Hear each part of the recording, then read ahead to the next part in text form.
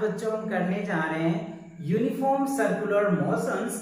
इससे last lecture में आपने बच्चों देखा था कि क्या था, equation of motion under gravity, right. काफी अच्छे से डिटेल्स मैंने बताया था वहां पे बच्चों। तो आज हम करने जा रहे हैं यूनिफॉर्म सर्कुलर मोशंस। तो यूनिफॉर्म क्या होता है बच्चों? यूनिफॉर्म क्या होता है? जब कोई ऑब्जेक्ट एक सर्कुलर ट्रैक पे, एक सर्कुलर पाथ पे रोटेट करता है तो हम उनको क्या बोल देते हैं? Uniform circular motion, right. अब ये क्वेश्चन समझ में नहीं आ रहा होगा या फिर आपके माइंड में क्वेश्चन उठ रहा होगा कि कोई भी ऑब्जेक्ट सर्कुलर ट्रैक पे कैसे रोटेट करता है, किस फोर्स की वजह से करता है, राइट। तो देखो बच्चों, कोई भी ऑब्जेक्ट सर्कुलर पाथ पे जब मूव करता है, कब करता है? जब उस पर सेंट्रीपिटल फोर्स एक्ट करता है। क्या करता है? सेंट्रीपिटल फोर्स जब एक्ट करेगा तो वो ऑब्जेक्ट क्या होगा? एक सर्कुलर ट्रैक पे रोटेट करता है या मूव करता है, ठीक है। चलिए, मैंने एक डेफिनेशन लिख रखा है आप लोगों के लिए, इजी सा, देख सकते हैं आप यहाँ पे। यूनिफॉर्म सर्कुलर मोशन क्या होता है? When a body move in a circular path, right. Circular path क्या होता है आप समझ सकते हैं। मान लीजिए ये हमारा क्या हो गया? एक सर्कुलर पाथ हो गया, ठीक है। एट अ फिक्स पॉइंट, जैसे मान लो ये हम रेडियस ले लेते हैं, तो रेडियस क्या होता है हमारा? फिक्स पॉइंट ही होता है, क्योंकि सर्कल में जो रेडियस होता है बच्चों हर एक जगह पे इक्वल ही होता है। आप यहाँ पे रेडियस ले लीजिए या फिर आप यहाँ ले लीजिए या फिर यहाँ ले लीजिए या फिर कहीं पे ले लीजिए, रेडियस क्या होता है बच्चों? सर्कल में सेम होता है, इक्वल्स रेडियस होता है ऑल सर्कल्स में, राइट।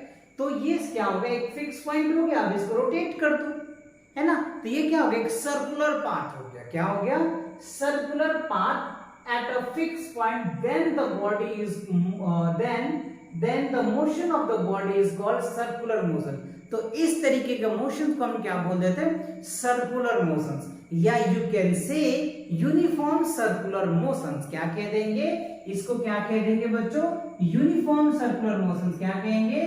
यूनिफॉर्म सर्कुलर मोशंस, ठीक है। क्या कहेंगे? यूनिफॉर्म सर्कुलर मोशंस कहेंगे, क्लियर। तो ये होता है यूनिफॉर्म सर्कुलर मोशंस। तो यूनिफॉर्म सर्कुलर मोशंस को कौन सा फोर्स क्या करता है? रिस्पॉन्सिबल होता है किसी भी ऑब्जेक्ट को सर्कुलर में रोटेट करने के लिए। तो वो होता है बच्चों सेंट्रीपिटल फोर्स। क्या होता है? एफसी कहते बच्चों। क्या कहते?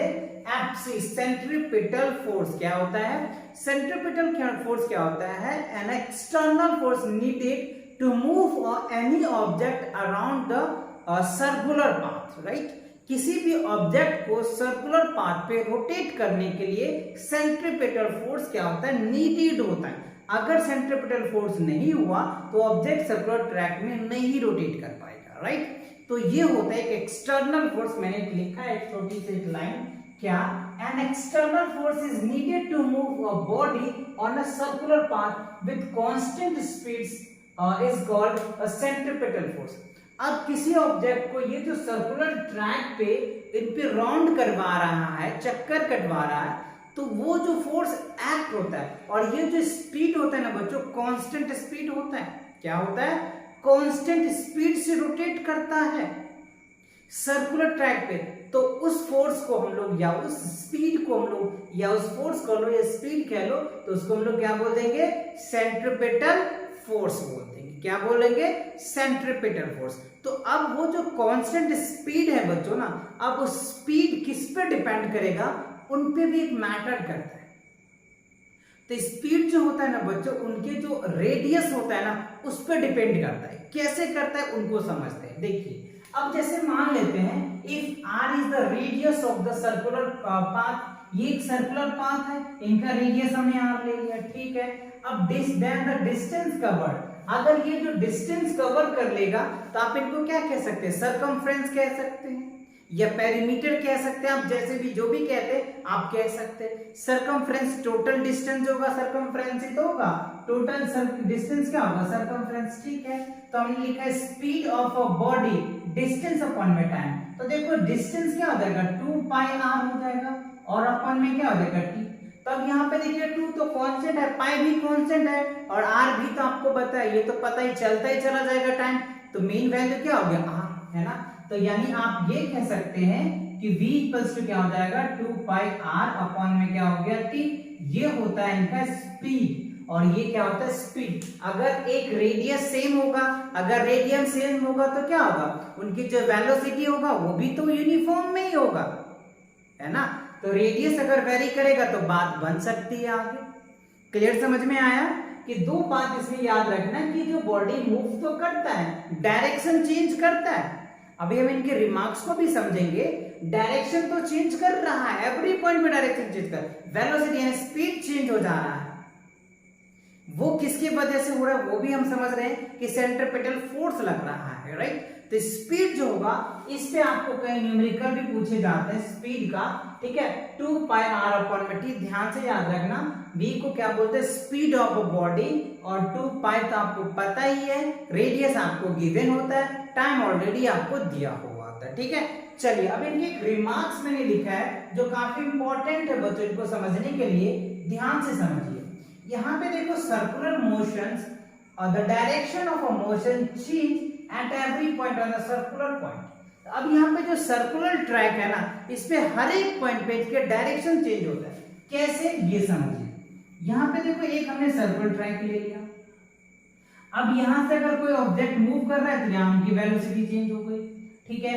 यहाँ से अगर वेलोसिटी मूव हुई तो यहाँ से एक वेलोसिटी चेंज हो गई, यहाँ से मूव हुई तो यहाँ से एक वेलोसिटी चेंज हो गई, यहाँ से मूव हुई तो वेलोसिटी चेंज हो गई। तो हमने क्या देखा, हर एक पॉइंट पे वेलोसिटी क्या हो रहा है, चेंज हो रहा है। वही मैंने लिखा motion change at every point on the circular point या सर्कुलर पाथ। इस सर्कुलर पाथ पे हर एक जगह वेलोसिटी जो होता है चेंज होता है। तो याद करो बच्चों, याद करो, चेंज हमने बताया था, चेंज इन वेलोसिटी याद है ना, क्या होता है चेंज इन वेलोसिटी, क्या कहलाता है, एक्सेलरेशन कहलाता है बच्चों।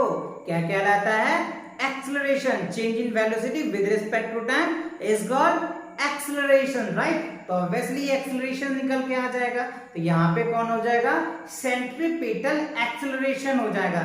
यहाँ पे वो एक्सेलरेशन नहीं लगेगा जो आपने ये लगा देते थे, यहाँ क्या लगेगा बच्चों, सेंट्रीपिटल एक्सेलरेशन। चलो मैं इसका फॉर्मूला वैसे लिख देता हूँ। AC जो होता है सेंट्रीपिटल एक्सेलरेशन बच्चों, क्या होता है, सेंट्रीपिटल एक्सेलरेशन जो होता है वो होता है v²/r होता है बच्चों, राइट। ये होता है सेंट्रीपिटल एक्सेलरेशन। इस एक्सेलरेशन से क्या होता है, क्योंकि वेलोसिटी में चेंज हो रहा है, तो वेलोसिटी में चेंज होगा तो एक्सेलरेशन जनरेट होगा, और कौन सा एक्सेलरेशन होगा, सेंट्रीपिटल एक्सेलरेशन होगा, राइट। तो ये हो जाएगा एक्सेलरेशन, ठीक है। चलिए अब दूसरा पॉइंट को समझते हैं बच्चों, speed of a body constant. Okay, ये तो पता है हमें कि ये जो बॉडी मूव कर रहा है वो कांस्टेंट स्पीड से मूव कर रहा है। क्यों मूव कर रहा है कांस्टेंट से, क्योंकि रेडियस सेम है। अगर रेडियस चेंज होगा तो उसकी वैल्यू चेंज होगी, बट रेडियस अगर इक्वल होता है एवरी सर्कुलर पाथ पे तो स्पीड भी तो वही होगा, ठीक है। तो वही कह रहे हैं यहाँ पे कांस्टेंट स्पीड होता है but direction of velocity change है, हमने कर लिया।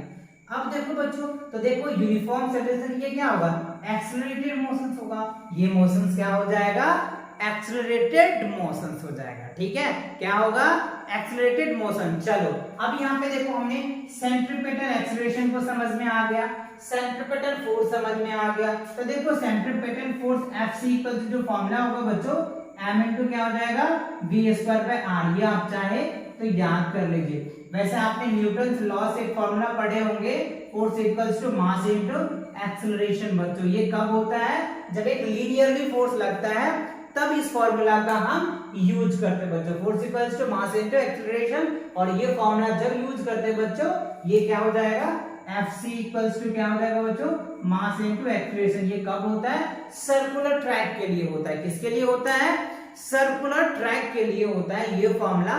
तो आई थिंक ये क्लियर हो गया, आपको अच्छे से समझ में आ गया, कोई दिक्कत नहीं है बच्चों। चलो फटाफट इसको नोट कर लो बच्चों, ठीक है। Between circular motions and linear motions के बीच में क्या डिफरेंस है ये हम डिटेल समझेंगे, ठीक है। क्योंकि हमने लीनियर इक्वेशन भी, लीनियर मोशन भी पढ़ चुके हैं और सर्कुलर मोशंस भी अभी जस्ट पढ़े हैं बच्चों। अब इन दोनों के बीच में हम क्या पढ़ेंगे, डिफरेंस को देखेंगे, राइट। क्योंकि ये 2 या 3 मार्क्स में आपके एग्जाम में आ जाते हैं, ठीक है। देखते हैं पहला क्या है कि बच्चों सबसे पहले हम डेफिनेशन दे देंगे कि when a body move in a circular path around a fixed point, then the motions of a body is called circular motion, right? कि कोई भी बॉडी एक सर्कुलर पाथ पे रोटेट करता है, ठीक है, तो हम उसको क्या बोल देते हैं, सर्कुलर मोशन, राइट?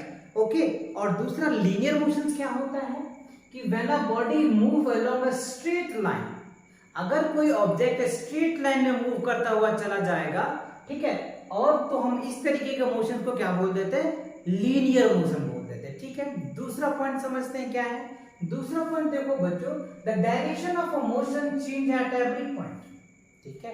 क्या होता है सर्कुलर मोशंस में, यूनिफॉर्म सर्कुलर मोशंस में डायरेक्शन जो होता है बॉडी का, सॉरी वेलोसिटी का, वो क्या होता है एवरी पॉइंट पे चेंज करता है ना।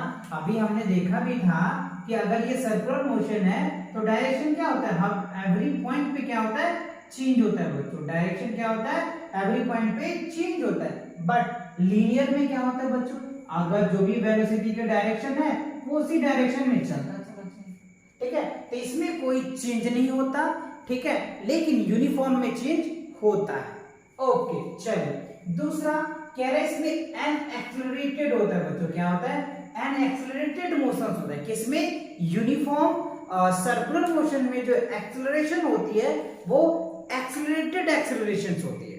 कैसा एक्सेलरेशन होता है, एक्सेलरेटेड एक्सेलरेशंस होती है, okay. And non uniform, sorry non uniform बोलो या लीनियर यूनिफॉर्म बोलो, इसमें क्या होता है, अनएक्सेलरेटेड मोशंस होता है। ये आपको ऑब्जेक्टिव में पूछा जा सकता है, तो ये ध्यान रखना आप अच्छे से, ठीक है। ओके, अब देखो नेक्स्ट फोर्थ पॉइंट में क्या होता है कि an external force is needed to move a uniform circular motion.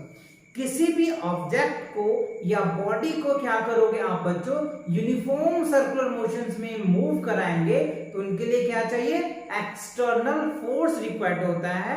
और वो एक्सटर्नल फोर्स कौन देता है, सेंट्रीपिटल फोर्स देता है बच्चों, ठीक है।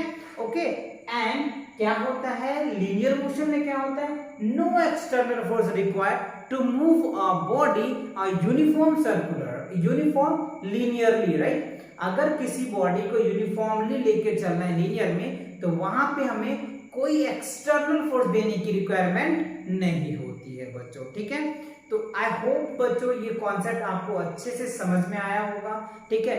इसी के साथ क्या होता है बच्चों, इस चैप्टर के सभी कॉन्सेप्ट कंप्लीट होता है। अगर आपने अब तक सभी कॉन्सेप्ट नहीं देखे तो आप प्लेलिस्ट में जाइए और सभी कंप्लीट कॉन्सेप्ट को अच्छे से समझिए। अब जो नेक्स्ट लेक्चर आएगा बच्चों, एक न्यूमेरिकल का लेक्चर आएगा, उसके बाद फिर हम एनसीईआरटी के जो क्वेश्चंस है वो सारे सॉल्व कराएंगे आपको बच्चों, ठीक है। तो मिलते हैं नेक्स्ट वीडियो के साथ बहुत जल्दी, तब तक के लिए टेक केयर एंड पढ़ाई करते रहें। All the very best.